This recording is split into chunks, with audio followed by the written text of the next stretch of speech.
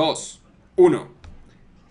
Muy buenas tardes, bienvenidos a Mejorándola, su programa semanal de todos los jueves donde hablamos de tecnología, de la web y de todas las cosas que nos interesan a nosotros los geeks de Latinoamérica y de España, para todos los que nos están acompañando. Freddy, ¿cómo estás? Buenas tardes, damas y caballeros, bienvenidos a Mejorando.la, Mejorando la Web, el programa semanal que nunca para y que siempre les muestra lo que está pasando en el mundo de Internet. Hoy el programa tiene que ver con un tema triste, pero un tema que todo el mundo debe enterarse. Estoy seguro que muchos de ustedes ya lo saben. En el programa les queremos dar todos los detalles. Vamos a hablar de Aaron Swartz. Aaron Swartz es un hacker de Estados Unidos de 26 años. Era un hacker de Estados Unidos de 26 años que se suicidó el fin de semana pasado. Hubo muchísima controversia alrededor de su suicidio, y el suicidio lo podemos resumir en una sola cosa. Aaron Swartz era el tipo de hacker que el mundo necesita. Él era el tipo de regalo que Internet nos da cada cierto tiempo, y es el tipo de persona que hace que los gobiernos tengan una vida muy infeliz. Y es el mismo gobierno de Estados Unidos el que llevó a Aaron Swartz al suicidio y a colgarse en Brooklyn el fin de semana pasado. Les vamos a contar por qué y qué pasó alrededor. Freddy, puntualmente debo decir que el fin de semana me levanté con la mala noticia y fui muy afectado. Honestamente no conocía mucho el trabajo de Aaron Swartz. Obviamente he usado muchos de sus servicios y muchas de las cosas en las que él colaboró. Sin conocer a fondo su biografía o conocerlo, su historia me conmovió, como a muchísimos amigos, a muchísimas personas de nuestra comunidad digital. Y realmente fue una muy mala noticia, es una pérdida muy grande para el mundo tecnológico. Es el tipo de regalos que nos da la Internet durante mucho tiempo y lamentablemente se nos fue. Aaron Swartz además era uno de esos geeks precoces que desde los 13, 14 años ya estaba haciendo cosas maravillosas. Algunos de sus logros incluyen, él estuvo detrás de mucho del desarrollo del RSS, de Markup, como Markdown, perdón, Markdown. Tengo un problema con los nombres, todo el mundo lo sabe. También fue de los primeros colaboradores que estuvo en Reddit. Lo consideran uno de los founders, aunque realmente fue uno de los primeras personas que trabajó con la empresa. Y también ayudó mucho con Creative Commons. Y también nos ayudó a detener la ley de SOPA el año pasado. O sea, verdaderamente un genio, una persona súper admirable y a quien lamentablemente tuve la infortuna de conocer por su suicidio y por lo que representó para la comunidad. ¿Cómo te enteraste, Freddy, y qué más nos puedes contar sobre Aaron Swartz? Muy bien, arranquemos por qué pasó. El fin de semana pasado, de repente toda la portada de Hacker News cambió, toda. No había un solo artículo que no hablara de Aaron Swartz. Y yo dije, ¿qué pasó acá? Y empecé a ver, y Aaron Swartz es una persona que probablemente los ha tocado a todos ustedes, a todas las personas que están viendo en este momento este programa. El trabajo de Aaron Swartz los ha tocado y se los quiero demostrar. Aaron Swartz es una persona que cuando tenía 14 años, creó el estándar fue uno de los fundadores del estándar RSS. El estándar RSS es probablemente uno de los estándares más importantes de la humanidad, a pesar de que ya no tenga un uso tan amplio como el que solía tener. El estándar RSS es el estándar detrás de compartir datos entre blogs y entre aplicaciones. Si ustedes han visto un podcast, ustedes han usado el estándar RSS. Si ustedes han usado Google Reader, han usado RSS. Si ustedes usan cualquier tipo de lector de noticias como Flipboard en el iPad, RSS. Si ustedes le hacen un scrapping a algún blog de la competencia para copiar sus posts y hacer contenido duplicado, ustedes han usado RSS. Así es, tal cual. Y esa es la realidad. RSS está en todas partes. Es una de esas tecnologías que permean todo Internet. Y es muy triste que la forma en la que nosotros nos enteremos de sus fundadores de esta manera. Él creó RSS cuando era muy joven y empezó muy fuerte a estar relacionado con el mundo del código abierto, del contenido abierto, de la información libre, del contenido libre. Y empezó a hacer muchas cosas. Una de las cosas que hizo Aaron Swartz, que fue la primera cosa que lo puso en la mira de los federales, del FBI para ser específico, fue empezar a liberar los resultados de los juicios en Estados Unidos. Ese es un caso extremadamente interesante. Estoy tratando de ver... Pacer, lo encontré. Pacer, en el año 2008... bueno, primero que todo quiero hacer un par de datos. Aaron Swartz era hacker absoluto. Él era un hacker de Chicago, que empezó a llegar a Nueva York y empezó a llegar a Silicon Valley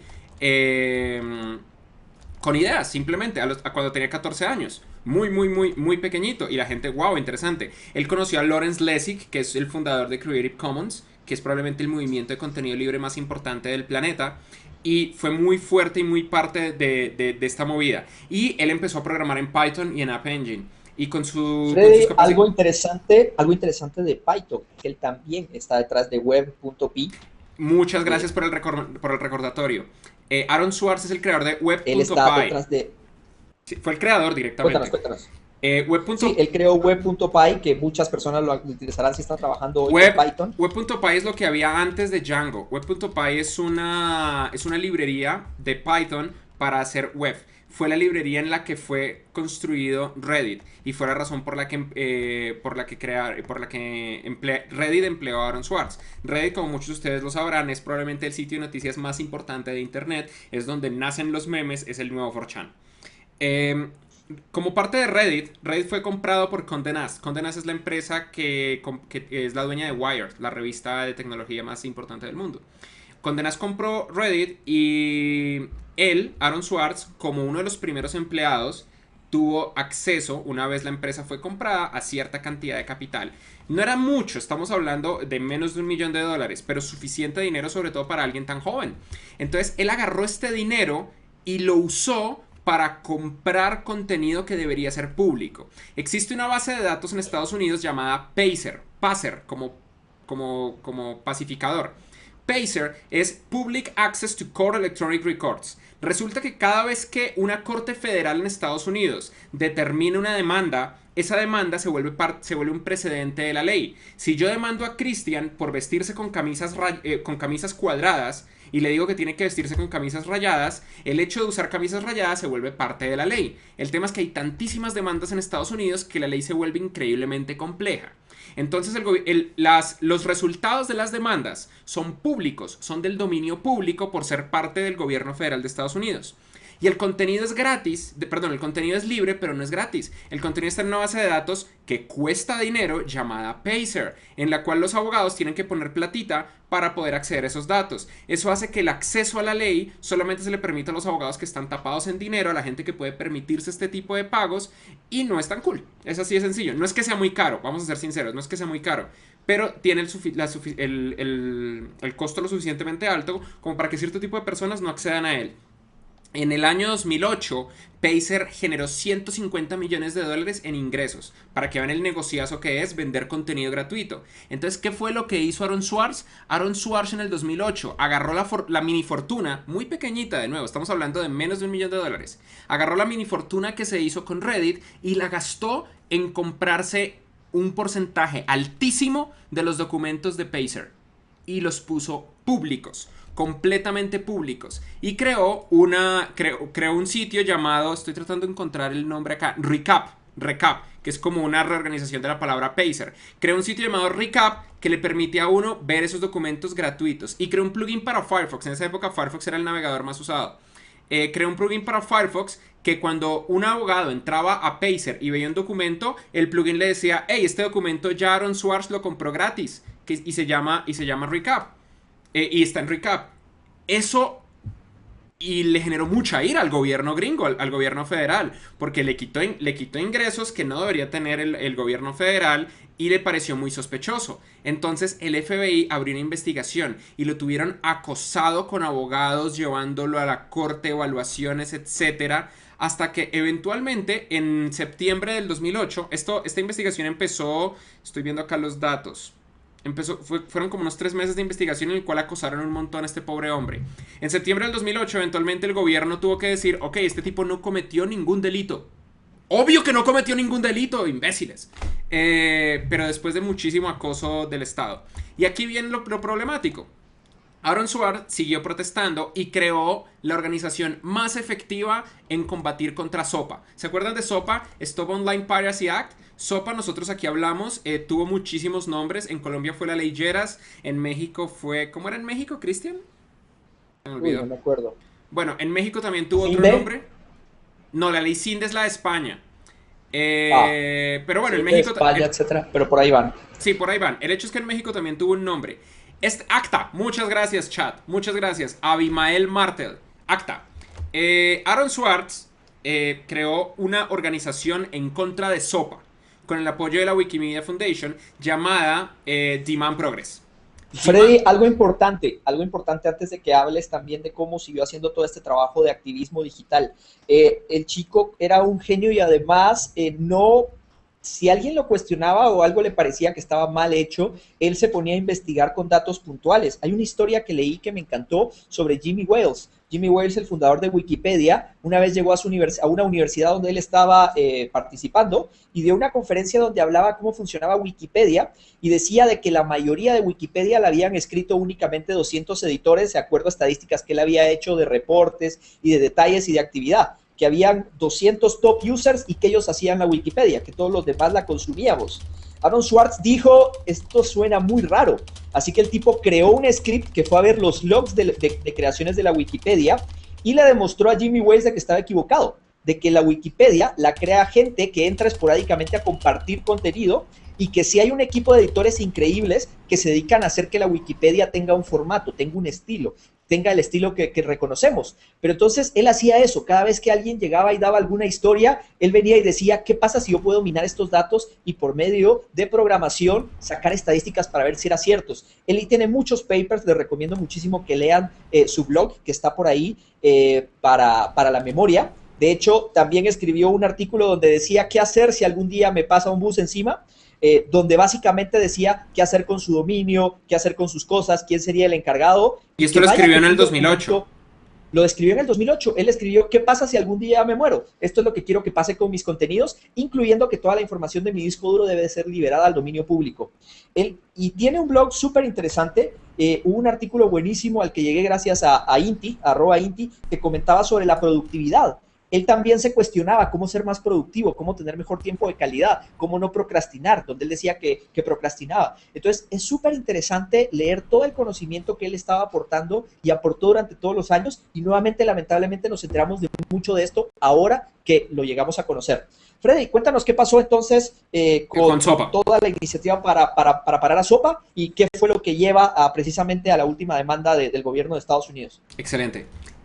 SOPA es probablemente hasta nuestro día de hoy la posible ley que más amenaza las libertades en Internet. Realmente nos asustó mucho SOPA, nos asustó más de lo que todos creemos y mejorándola estuvo al frente de detener SOPA en Latinoamérica, Ley Lleras, ACTA, Ley CINDE, bueno, en España, y obviamente nosotros hablamos de SOPA.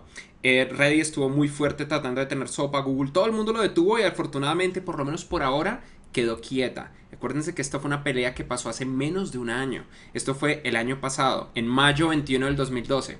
Eventualmente, SOPA se detuvo y Aaron Swartz hizo una conferencia y habló enfrente de mucha gente en Washington, D.C. y él dijo lo siguiente: hay una batalla ahora mismo, una batalla para definir todo lo que va a pasar en Internet en términos de las cosas tradicionales que la ley entiende. Bajo SOPA, la nueva tecnología, en vez de traernos una libertad más grande, nos va a amarrar y nuestros derechos fundamentales nos los van a arrebatar. Esos derechos que siempre hemos dado por hecho que van a estar ahí. Y luego continúa y dice, y va a pasar de nuevo, seguro, tendrá otro nombre y quizás una excusa diferente y probablemente hará su daño de una manera distinta a la que iba a ser el daño SOPA, pero no se equivoquen, los enemigos de la libertad para conectarse no han desaparecido. El fuego en los ojos de esos políticos no se ha acabado. Hay mucha gente poderosa que quiere acabar con Internet. Y obviamente el año pasado fue un año increíble para Internet. Todo el cuento del Medio Oriente, todo el cuento de los gobiernos que estaban yéndose en contra y el mismo hecho de que el propio gobierno gringo fue 100% detenido de una ley en la cual los intereses de las empresas más grandes de copyright estaban detrás gracias a un montón de activistas, es algo que tiene a todo el mundo asustado. Y eso tuvo algo consecuencias. Importante a mencionar, Freddy, y que les recomiendo, de hecho lo vamos a linkear para la gente que nos está viendo luego en YouTube, recuérdense, avisarnos que nos están viendo en YouTube, es esta conferencia donde él habla de cómo detuvieron a SOPA. Es un video maravilloso y donde además se puede ver la calidad humana como expositor y como activista que tenía Aaron Swartz. Recuérdense que no todos los hackers tienen que programar o tienen que hacer cosas para crear empresas. Hay gente que se dedica simplemente al activismo y cada vez más el activismo digital es súper importante. Bueno, Freddy, y detuvo SOPA, hizo todas estas iniciativas, ya estaba un poco en la mira del gobierno de Estados Unidos, no estaban muy contentos con lo que estaba haciendo, y en otra de sus aventuras, eh, cayó ante un vacío legal. Hizo algo que al gobierno no le gustó y donde podían aprovechar para realmente silenciarlo. El FBI y en general el gobierno federal, estoy mostrando en este momento en pantalla una foto de Aaron Swartz en la conferencia en contra de SOPA. Ahí ustedes la deben estar viendo en este mismo instante. Ahí está, listos. Eh, Después de la batalla de Sopa, las agencias federales de investigación de Estados Unidos estaban absolutamente en contra de este tipo. Estaban buscando la forma que fuera para detenerlo, porque era un activista increíblemente efectivo y que tenía todo el impulso de detener todas las cosas malas que estaban pasando en la web. Así que buscaron cómo joderlo. Y Aaron Swartz lamentablemente cometió un error. Hay una base de datos Aaron Swartz, si quieres, Freddy, les cuento yo un poco la historia del del MIT de GStore. Es muy curioso que justo cuando Cristian la quiere comentar se trabe su conexión. Yo les voy comentando. Existe una base de datos que se llama JSTOR. Cristian, ¿volviste? Ok, sí, perdón. En el MIT, cuenta JSTOR, dale. En el MIT hay una base de datos que se llama JSTOR, que es una base de datos de muchísimos papers académicos, papers de gente que está haciendo sus doctorados y cosas por el estilo, que es de acceso privado. O sea, no está accesible a pesar de que es información muy valiosa para la sociedad y estamos hablando de una de las universidades más abiertas, el MIT, una de las universidades más tecnológicas. Esta información puedes accesar a la base de datos desde una computadora conectada al MIT. Así que Aaron Swartz, utilizando su ingenio y como una persona rebelde, se fue a meter al MIT y en un closet de utilidades, un closet donde hay cables y cajas, etcétera, dejó debajo de una caja de cartón su laptop durante cierto tiempo, conectándose a esta base de datos con scripts programados de Python que fueron recuperando cada uno de los papers de la base de datos hasta descargarla por completo a su computador en miras de liberarlo, ¿sí? ¿Por qué lo pudo hacer? Porque no existía una verdadera seguridad. No habían reglas que dijeran que eso no se podía hacer. El IP no era rebotada después de descargar cierto tipo de papers. Tampoco se validaba si eras o no alumno del MIT para entrar. No había un CAPTCHA que probara que no fueras una máquina, que probara que fueras algún tipo de humano. No había Básicamente seguridad. no había ningún tipo de protección. Cualquier persona inquieta pudo crear un script, conectar su computadora, meterla en un closet. Es más, no me extrañaría que esto empiece a pasar en muchas universidades que tienen contenidos privados de aquí en adelante. Y básicamente él obtuvo esta base de datos, la guardó en su disco duro y se propuso a liberarla. Con lo que no contaba es de que los federales que ya lo tenían en la mira, construyeron un caso sobre esto. Algo importante es que la librería de JSTOR nunca generó cargos en contra de Aaron, incluso se resolvieron sus diferencias. Dijeron, bueno, es cierto, bajaste toda la base de datos, no es lo ideal, pero no hay problema, tampoco te vamos a demandar por esto. El MIT como universidad tampoco hizo una demanda puntual, pero tampoco dijo que no la hacía, simplemente se quedó en ese vacío legal de no lo vamos a demandar, pero tampoco vamos a retirar los cargos. Y los federales, en base a esto, construyeron un caso para acusarlo de que había roto los derechos de autor de esta librería, que había cometido un crimen y que había que meterlo preso. No solo eso, la pena a la que él se aproximaba era de 35 años en cárcel. Imagínense una persona de menos de 30 años que iba a pasar más de todo lo que había vivido en prisión y además si se ponía a intentar salvarse o intentar luchar, podía gastarse hasta 1.5 millones de dólares en temas legales. Básicamente era, te jodimos, vamos a sacarte todo el dinero del mundo y te vamos a meter en la cárcel todo el tiempo que podamos, la pena máxima, pena que solo reciben en Estados Unidos violadores y gente que hace crímenes muy pesados.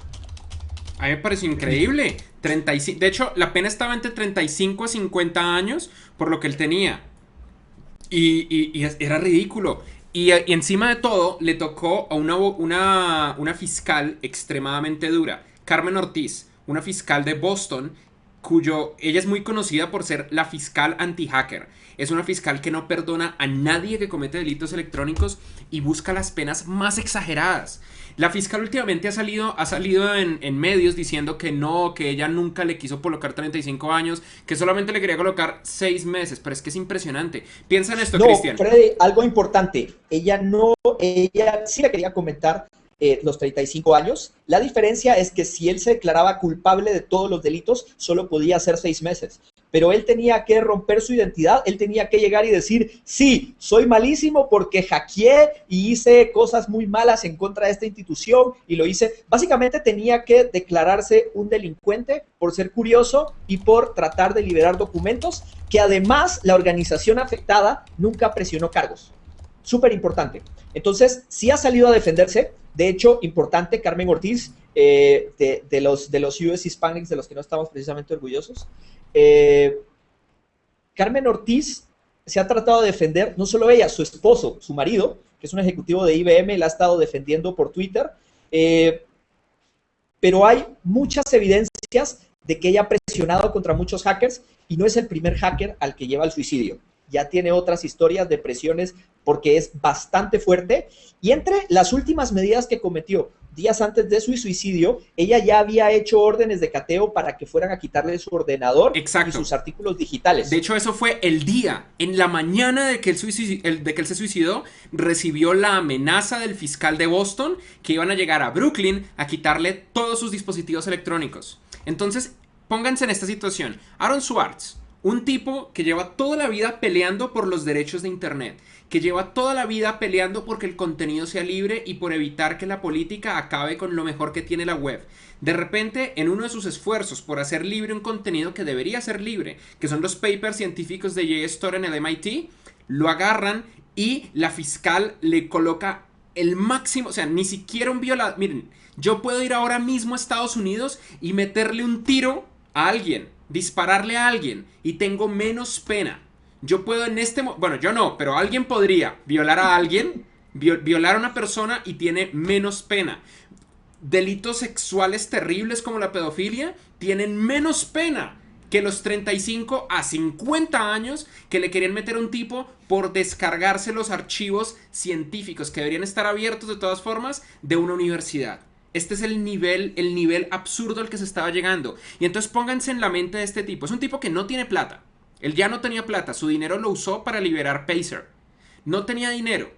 Estaba ayudado de sus amigos, pero sus amigos le estaban diciendo, no sabemos qué hacer.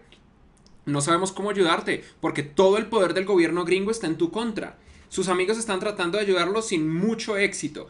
Y teniendo 26 años, tenía la perspectiva de porque le fuera bien, iba a estar 35 años en la cárcel, iba a salir a los 61 años. A los 61 años, en la cárcel está prohibido tocar dispositivos electrónicos. Lo máximo que iba a poder hacer es leer libros. Lo máximo. Y la vida en la cárcel no es la mejor vida del mundo. Se le iba a acabar la vida. Se acabó. Todos los sueños que pudiera tener, todos los objetivos que quisiera lograr, ya no hay. Tenía la perspectiva de que su vida se acababa en ese instante. Y el día que le querían quitar los computadores, decidió colgarse. Algo importante, esto llevó al desenlace lamentable de que se quitó la vida.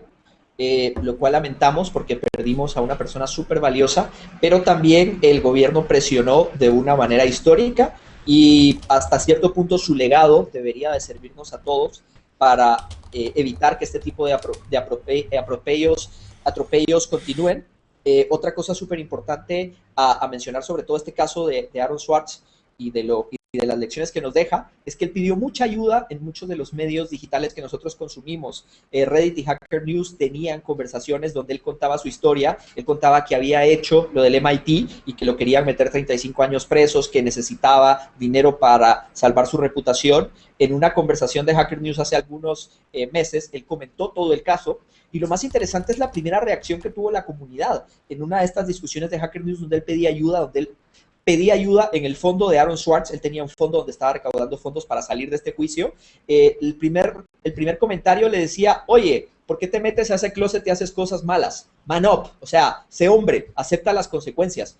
Y lamentablemente, ahora que se suicida, todos estamos queriendo ayudarlo. Entonces, es muy triste ver cómo ignoramos al afectado por estos temas, y estoy seguro de que hay muchísimos más temas y van a seguir apareciendo en los próximos años.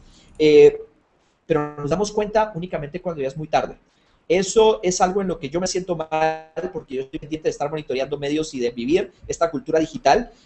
Yo pude haber hecho más por él, pero no me pareció ni interesante ni notable el contenido o la situación por cómo se estaba resultando. Y hasta el día que se suicidó, y el día que se suicidó, absolutamente todos vimos su caso y vimos lo serio que se ha puesto toda esta situación. Que descanse en paz Aaron Swartz, lo vamos a extrañar, y más importante, nos está dejando un legado fuerte de lo que está pasando. Mucha gente se pronunció sobre la situación, se escribieron artículos increíbles sobre la situación. Desde la muerte de él, se generó un hashtag en Twitter para que liberen PDFs de papers de aquí en adelante. Están creando ya buscadores. PDF Tribute.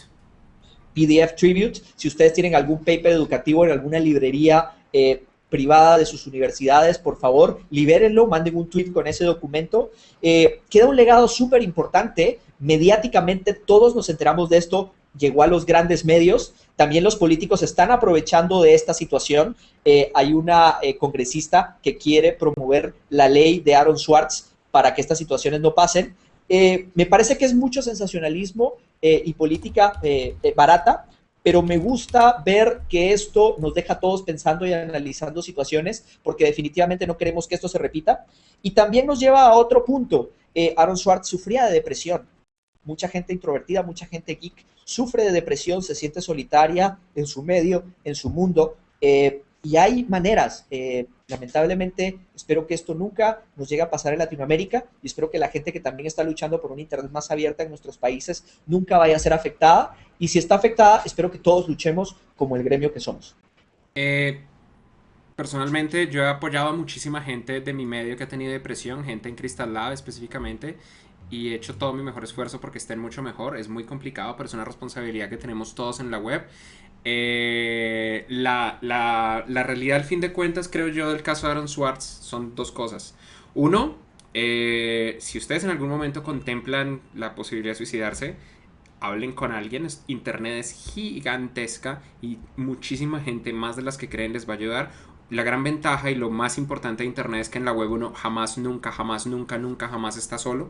Nunca. Así que siempre va a haber una opción que van a tener ahí. Y dos, el legado más importante que nos dejaron Swartz es jamás, ni siquiera ante el rostro de la pena máxima, jamás hay que dejar de pelear por libertad de internet. Aaron Swartz prefirió colgarse a comprometer sus principios, y pienso yo, obviamente no es la respuesta correcta, jamás, jamás, jamás estoy justificando lo que él hizo, pues estoy convencido de que fue un error haberse suicidado, absoluto.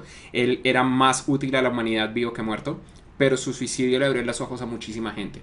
Así que las cosas que no se pueden cambiar... Su suicidio definitivamente ya no podemos cambiarlo.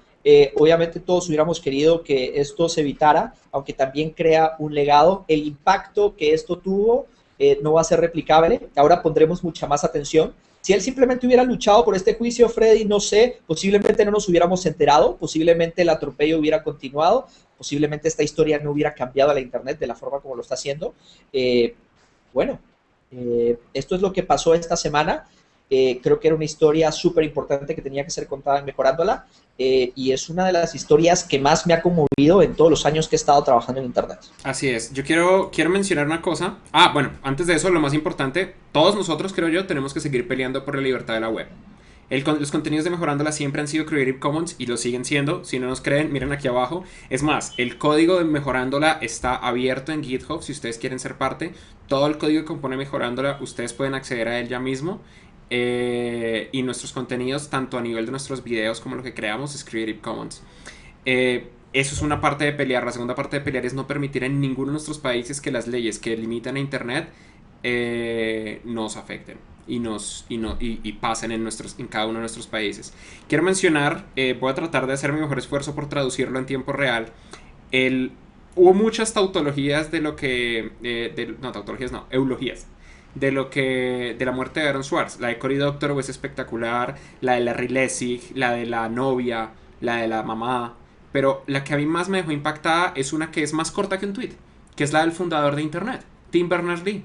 Tim Berners-Lee, fundador de WWW, del World Wide Web, creó para mí el post de la muerte de Aaron Swartz más importante, y dice esto: Aaron está muerto. Viajeros del mundo, perdimos a un antiguo sabio. Hackers por las cosas correctas, estamos -1. Padres de todo el mundo, perdimos un hijo. Lloremos. Totalmente. Así que, nada, Freddy, lamentablemente lo de Aaron Swartz, y esperemos que esto no suceda, y queríamos contar un poco la historia porque nos conmovió, porque esto es súper importante y espero que sigamos luchando porque estas cosas no se vuelvan a repetir, y estoy seguro de que este tema va a ser súper fundamental y súper decisivo en cómo se van a manejar muchos juicios contra hackers y contra activistas digitales durante los próximos años. ¿Qué pueden hacer ustedes? Compartan esta historia, compartan este video, cuéntenle a la gente lo que pasó y no dejen que simplemente quede ahí. Entre más gente se entere, un mejor resultado vamos a obtener. Súper importante, de esta noticia nos hemos enterado todos los geeks del mundo, todos los involucrados en temas digitales, pero estoy seguro de que muchas de las personas que simplemente utilizan el internet y no son parte del proceso de creación, que no son geeks, que no son hackers, que no son programadores, que no están metidos en este mundo, no conocieron la historia. Cuenten esta historia a las personas que no están tan relacionadas con el internet. Asegúrense de que sus primitos, de que sus hermanos, de que su madre, de que sus amigos, etcétera, de que todas las personas no digitales se enteren de la muerte de Aaron Swartz, para que esto realmente conmueva al mundo, que es importante, y que peticiones que se han hecho hoy en Estados Unidos por este caso procedan. Así que eso es súper importante. Me encantaría de que después de ver este programa me puedan mandar con sus tweets y me puedan comentar a quienes le contaron esta historia. Quienes creen ustedes que no sepa la historia de Aaron Swartz, vayan y cuéntensela. Hagan algo bueno hoy por la internet.